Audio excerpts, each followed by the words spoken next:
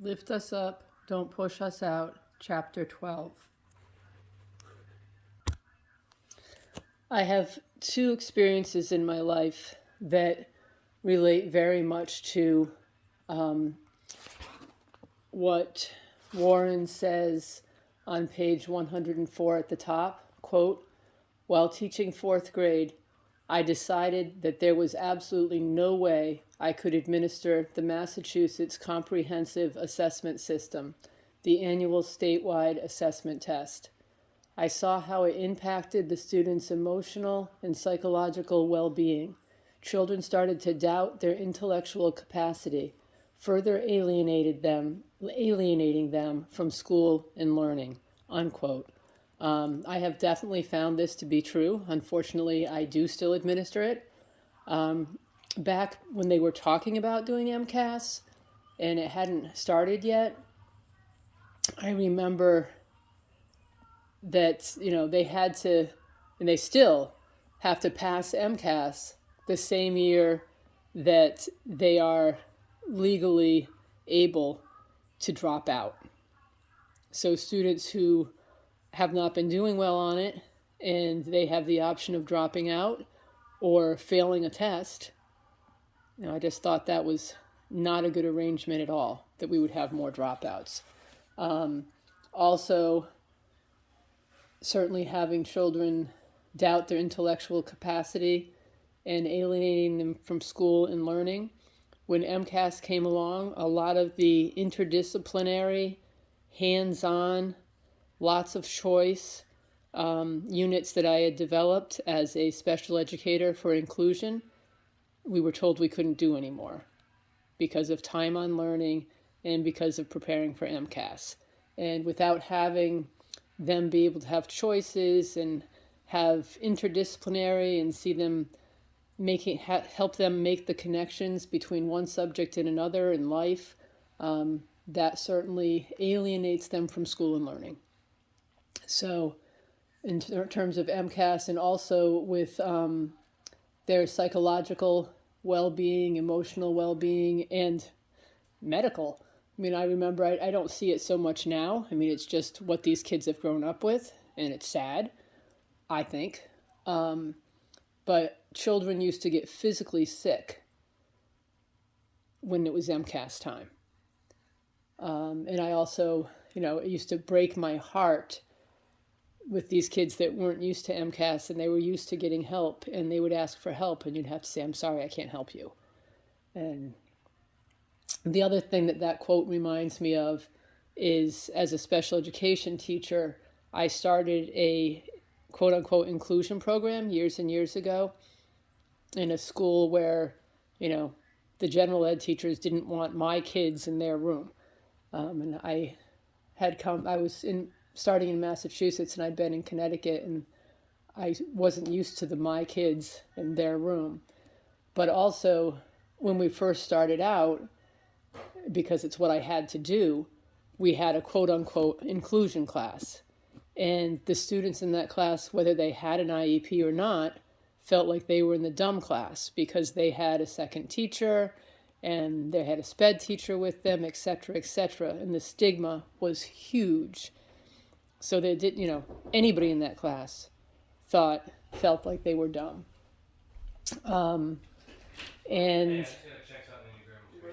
Excuse me.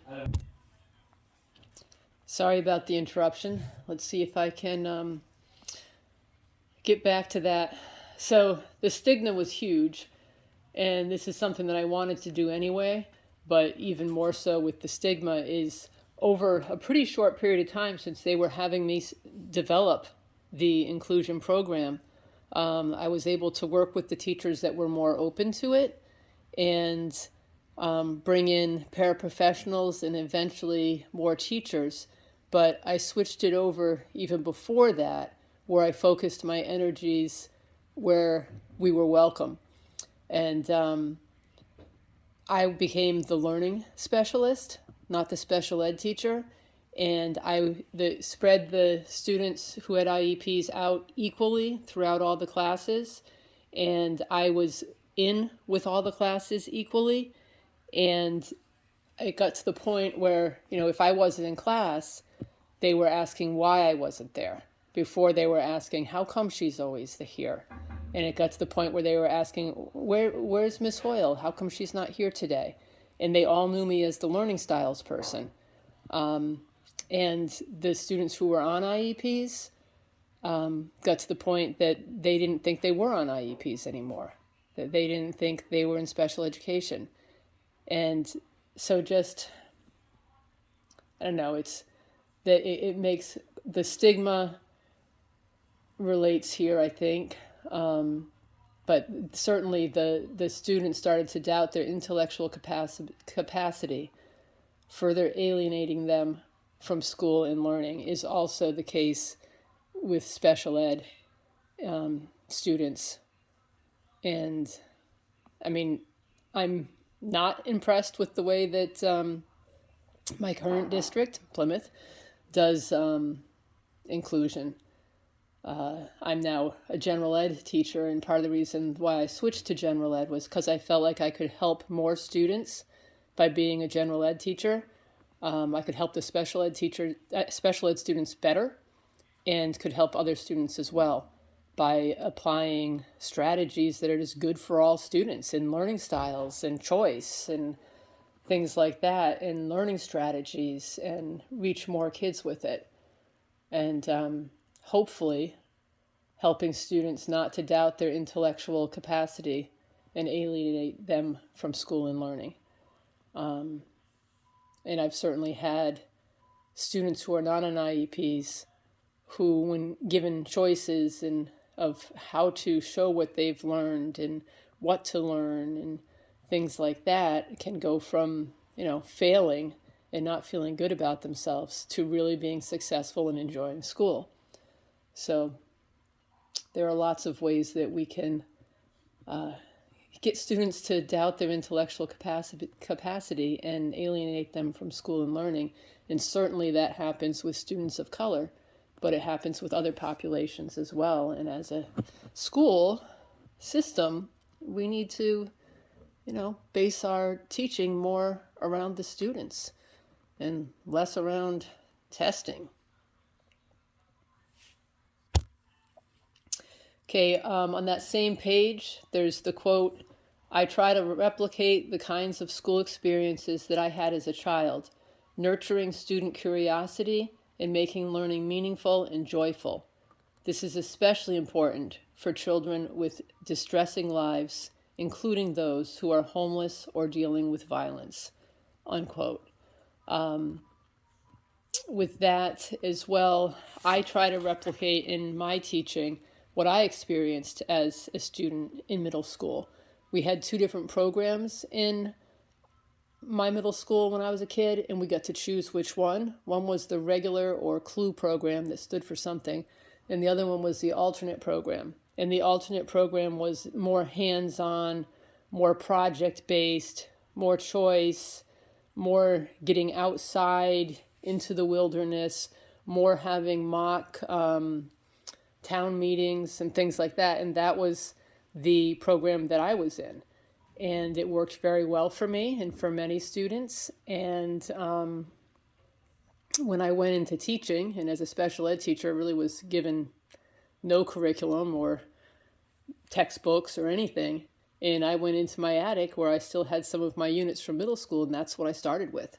So, and I'm continuing to try to do that because that was very successful for me and made a huge impact on my teaching, and certainly would help students of color as well. So I did that like Roberta Addo did, and I still do.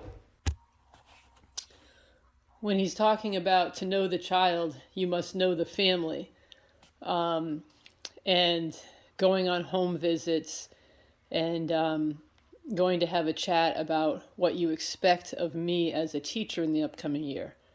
So rather than telling the families, this is what you can expect, asking the families, what do you expect? And tailoring it more towards the family's needs and expectations. I certainly don't do home visits. I don't even know if we'd be allowed to do a home visit these years. So I think part of it is that the system and the powers that be have changed. But what I do is I used to do a Survey Monkey at the beginning of the year, asking both students and parents, both. I do different surveys asking them about their thoughts about homework and how much homework and what kind of homework and whether or not time should be spent during class instruction on learning styles and learning strategies and organizational skills and projects, and how much project time as homework and how much project time in school, and a whole lot of things like that. And now I do it on Google Form, but I actually do it a number of times throughout the year where I check in as to how we're doing. And this year I also, what I did at Open House is I shared the results of the Google Forms from the students and from the parents, guardians, grandparents, etc., and then showed them, based on those results, how that was going to shape my plans, to the extent that I have control over that, of course. And that's always a struggle, is I want to give the kids what I believe they need, and I'm always, struggling, fighting with the powers that be to be able to do that and do what I truly feel is best for the kids. And also on that page is a quote: "I support the family's advocacy when they speak up for their child," unquote. Again, I feel like I'd get in trouble. I mean, and I do it sometimes, for sure. But sometimes it's like, oh, no, we can't suggest they need certain help. We can't suggest this. We can't suggest that. We can't, that we can't even help them to get there. It's like, we'll get in trouble. But certainly I do it to an extent. Last year I got permission because there was a parent that their child was having all these issues and they didn't know what else to do. And I was seeing signs of something called Irlen syndrome, which is not very well known, and it's kind of controversial and not necessarily terribly accepted. But I have seen it do wonders with my own son and many people before I even had a child. And I told the parent, I said, there's something that I want to share with you, but I said, I'm sorry. I said, I don't know if I can. And my current assistant principal is awesome. And I went to him and talked to him about it and got permission. So I was able to share with them. But it's a scary thing to do. And certainly being a culturally responsive teacher, we have to be brave. And we have to continue to get braver and take the risks, which we want our students to do. We want them to take risks, and we have to model that. Then it says, for the school to prison pipeline starts in pre-K. Quote, "The district does not provide the resources and support, such as counselors and social workers, that teachers need to address all the social, emotional issues children bring into the class that can lead to, quote unquote, misbehavior. Racial and gender bias and cultural incompetence are big parts of the problem." So that reminds me of my third year of teaching. So I was a young teacher. I applied for a job that I didn't even want, but I had had a half-time position 2 years in a district that loved me and I loved them, but they couldn't promise me that I could have a full-time position with their budget. So I applied for this job because I wanted the interview experience, and it was a self-contained program for students who had social emotional issues, had been involved with the law. Most of them had been arrested for having weapons. And they made this program sound so good that even though I wasn't interested in it, they sold it to me and said, oh, there will be 2 teachers, you'll have your own school psychologist, you'll have your own social worker, you'll have, just all kinds of things. So I took the job, but we didn't end up having a psychologist. We didn't end up having a full-time social worker. We were in a storage room that didn't even have a ceiling. And it was awful. We certainly did not have the resources we were told that we would have. And it was a really bad experience. Again, I advocated for the kids, and the administration did not appreciate it. And I don't recall the specific population of the class. I know we had students of color and we had students that were white. But I definitely advocated for the kids and trying to do what I believed was right. And I ended up having to leave, quote unquote, voluntarily. And there was a real veteran teacher that had worked with students with these types of needs for decades. And he was a big guy, and he left in September. And he told me, he said, I suggest you do the same thing because they're going to ruin you. And you're going to end up being the scapegoat. And I was. So another quote, the teaching model is based on middle class students and the assumption that when children come to pre-K, they are quote unquote ready to learn. Just that, definitely true. And, so many kids are behind before they even start school. And then the next page, page 106, the reality is that the, quote, ready to learn gap is profound. And it is. Another quote, there is also the issue of cultural competency with regard to children's families. Single moms don't even have 20 minutes to themselves when they come home. And I can definitely see that. I'm essentially a single mom, and it's true. You want to be there for your kid, and I'm not able to be there for my kid as much as I want to, but I am a lot, and so I rarely still have the 20 minutes, and my kid's 13 years old. Let's see. So we need to keep that in mind. Page 106, teachers as education activists. And on page 107, I just really like this. That with the union, the growing movement in unions to not just protect educators, but to honor the voices of families and students too. In the past, educators have unfortunately seen families and students as uncaring and part of the problem. The new movement sees them as powerful partners in education and social change. I think that's very positive. I do remember times when, as a union, we were unhappy and wearing pins and years ago, and that you weren't supposed to let parents see things or weren't allowed to tell them things, and rather than working together. But I think that's Plymouth does have. I think the school and the union have a good relationship, and we're very fortunate for that, and hopefully with the parents as well. Oh, and then the one more quote on page 108. Our school is finding it harder and harder to hire teachers who are in alignment with its social justice values because higher education doesn't make the issues of race, class, and equity a priority in training teachers. I think I got a pretty good education as a teacher, and I'm not going to say that there wasn't any of that, but as I said in another reflection, when,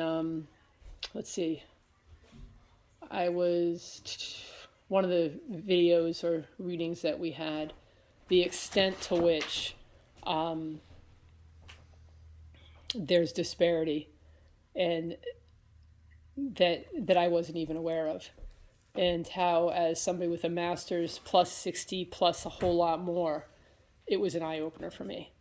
So I don't have the best memory, and I'm not the person that is the most up on current events, but I listen to NPR and I read articles, and for me to have that amount of education and to have those recent things that we've read and watched be an eye-opener to me says something. Thank you.